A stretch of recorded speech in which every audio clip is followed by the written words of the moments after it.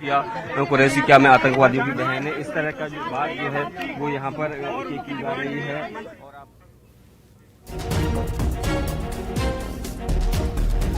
तो ये आप खबर देख रहे हैं, डेप्यूटी सीएम की तरफ से जो बयान दिया गया, उन्होंने कहा कि शीर्ष नेतृत्व इस पर फैसला लेगा, जनप्रतिनिधि को थोड़ा संयम से बोलना चाहिए।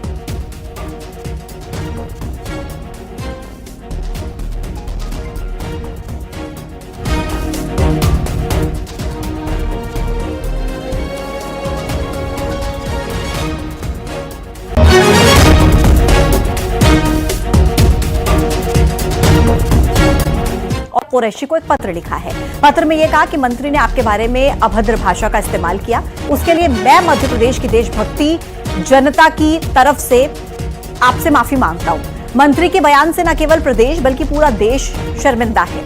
अब सरकार पर भी हमला बोला उन्होंने इस पत्र के जरिए। आप देखिए तस्वीर। मंत्री विजय शाह के बयान को लेकर कर्नल सोफिया कुरैशी को पत्र लिखा गया आरिफ मसूद की तरफ से, और उन्होंने इस बात का जिक्र किया की तरफ से कि मैंने आज उस कर्नल अधिकारी से एक पत्र मेल के माध्यम से भेजकर क्षमा याचना करी है पूरे प्रदेश की तरफ से, देश की तरफ से, कि सुफिया आपने बहुत साहसिक कदम उठाया था। सरकार आपके शब्दों पर कदम नहीं उठा पा रही, साहस नहीं कर पा रही, लेकिन हम पूरे प्रदेश की तरफ से आपसे माफी चाहते। आइए आपको सीधे रमाकांत के पास लेकर चलेंगे, ज्यादा डिटेल में वो बताएंगे। रमाकांत, आरिफ मसूद ने एक पत्र लिखा है कर्नल सोफिया कुरैशी को, जिसमें वो कह रहे हैं कि मैं मध्य प्रदेश की जनता की तरफ से आपसे माफी मांगता हूं, और सरकार को लेकर भी उन्होंने कुछ जिक्र किया है। बताइए विस्तार से। आज जी मैं आपको बता दूं कि जो है वो कांग्रेस विधायक आरिफ मसूद ने जो है वो कर्नल सोफिया के परिजनों को और उनको भी एक पत्र लिखा है कि जिस तरह से मध्य प्रदेश के एक मंत्री ने गलत बयानबाजी की, अपमानजनक बयान दिया है, देश की बेटी का जो है वो अपमान किया है, उसको लेकर वो प्रदेश की जनता की तरफ से माफ़ी मांगते हैं, क्योंकि उनकी सरकार जो है वो मध्य प्रदेश की बीजेपी सरकार जो है संजीदा नहीं है इस मामले में।